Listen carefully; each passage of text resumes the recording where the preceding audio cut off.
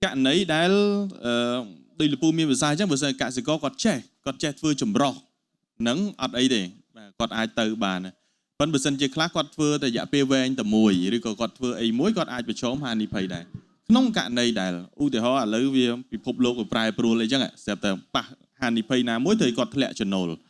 ta pi khang từ nia kia với những ai thưa ấy bản những ai chui còn chẳng bạch bản បាទតកតងមួយថាតើយើងកំពុងតែធ្វើរបរសុកស្រាប់តែចៃដន្យអីវាមានបញ្ហាជាមួយនឹងមុខរបរថាតើរាល់ថ្ងៃនេះគ្រឹះស្ថានធនាគារនិងរញ្ញធុនឹងគាត់អាចធ្វើបីបាននោះមែនតែនតកតងជាមួយនឹងការផ្ដល់កម្ចីរបស់ធនាគារ KB ប្រសាទៅដល់ខាងប្រជាជនយើងមិនសម្លឹងមើលតែរបរឬក៏ប្រភពចំណូលរបស់បងប្អូនប្រជាជនហ្នឹងតែមួយមុខទេអ្វីដែលយើងតែងតែធ្វើកន្លងមកគឺក្រៅពីចំណូលពីកសិកម្មគឺយើងបណ្ឌិតមើលថាតើនៅក្នុងក្រុមគ្រួសាររបស់គាត់ហ្នឹងមានប្តីមានប្រពន្ធឬក៏កូនឬក៏អ្នកដែលរកចំណូលនៅក្នុងគ្រួសារហ្នឹងគាត់មានរបរអីបន្ថែមទៀតបាទអញ្ចឹងមុននឹងទៅដល់ថាតើបញ្ហាស្ថានភាពដែលវាកើតឡើងហ្នឹងគឺមែនតែនទៅគឺយើងផ្ដល់ជំរឿសនៅក្នុងការសងរបស់កម្ចីហ្នឹងគឺច្រើនប្រភេទមែនតែនបាទមានទាំងដើមការប្រចាំខែមានទាំងដើមរាល់2ខែម្ដង3ខែម្ដង4ខែម្ដងរហូតដល់6ខែម្ដងឬក៏សងការតិចដើមទម្លាក់លើកទី1ហើយនឹងទម្លាក់លើកចុងក្រោយចប់ហ្នឹងក៏មានដែរអញ្ចឹងអាហ្នឹងគឺលទ្ធភាពហេតុអីបានយើងធ្វើឲ្យមានការសងត្រឡប់ទៅវិញនឹងនៅក្នុងជំរឿសច្រើនគឺដើម្បីសម្រួលទៅដល់បងប្អូនប្រជាជនរបស់យើងដែលគាត់ជាកសិករចុះបើសិនជាស្ថានភាពនឹងវាចេះតែកើតឡើងដោយយើងបានឃើញកន្លងមកអញ្ចឹងមានកូវីដផងមានរឿងបញ្ហាចំនួន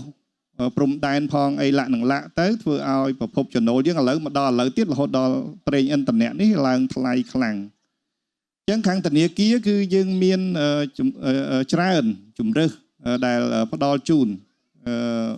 ទីមួយយើងមកពិភាក្សាគ្នាឡើងវិញថាតើឥឡូវហ្នឹងស្ថានភាពមុខរបរគាត់ហ្នឹងដល់កន្លែងណាហើយបាទអ្នកខ្លះឮតែគេហៅថារៀបចំកម្ចីឡើងវិញគាត់ទៀមទាភ្លាមថាខ្ញុំសូមធ្វើការរៀបចំកម្ចីឡើងវិញដែរប៉ុន្តែយើងអត់បានគិតថាតើបើសិនជារៀបចំកម្ចីឡើងវិញទៅវាអាចនឹងមានផលប៉ះពាល់អីខ្លះបើសិនជាខ្លួនយើងនៅមានសមត្ថភាពនៅក្នុងការសងនៅឡើយបាទនឹងដូចយើងទាំងអស់គ្នាបានលើកឡើងមិញអញ្ចឹងតកតងមួយ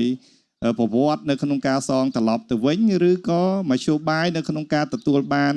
កម្ចីតទៅទៀតនៅថ្ងៃមុខមានលក្ខណៈងាយស្រួលហ្នឹងគឺប្រហែលជាអាចមានការលំបាកខ្លះអញ្ចឹងមែនតើបើសិនជាយើងពិតជារងគ្រោះដោយសារតែមុខរបរដែលបង្កឡើងដោយផលប៉ះពាល់អីផ្សេងៗដូចខ្ញុំរៀបរាប់ពីខាងដើមមិញពីខាងគ្រឹះស្ថានធនាគារនៅពេលបច្ចុប្បន្ននេះគឺយើងអាចរៀបចំកម្ចីឡើងវិញបានបាទជូនទៅដល់បងប្អូនប៉ុន្តែដូចជំរាបជូនដដែលអញ្ចឹងបើសិនជាយើងពជាពេលកាន់តែច្រើនមិនមែនមានន័យថាយើងអត់បាត់បង់កាតព្វកិច្ចនៅក្នុងការសងទៅធនាគារឬក៏គ្រឹះស្ថានមីក្រូហិរញ្ញវត្ថុទេគឺនៅតែសងដដែលហើយវានាំឲ្យយើងខាតពេលវេលាសម្រាប់ធ្វើការបង្វិលទុនហ្នឹងដើម្បីខ្ចីបន្ថែមឬមួយក៏បង់បញ្ចប់ទៅដើម្បីបន្តការវិនិយោគអីផ្សេងលក្ខណៈបើសិនជាយើងត្រូវការតែបើសិនជាយើងមានលទ្ធភាពខ្លួនឯងអញ្ចឹងយើងអាចគួរតែបង់ឬក៏ធ្វើការពិភាក្សាជាមួយនឹងខាងគ្រឹះស្ថានដើម្បីរកផ្លូវមួយដ៏សមស្របសម្រាប់មុខរបរផ្ទាល់ខ្លួនរបស់យើងនីមួយកុំឲ្យសម្លឹងឃើញថាអូខាងនោះគាត់ធ្វើបានយើងទៅតាមគេដែរអាហ្នឹងវាមិនជាមធ្យោបាយល្អទេបាទ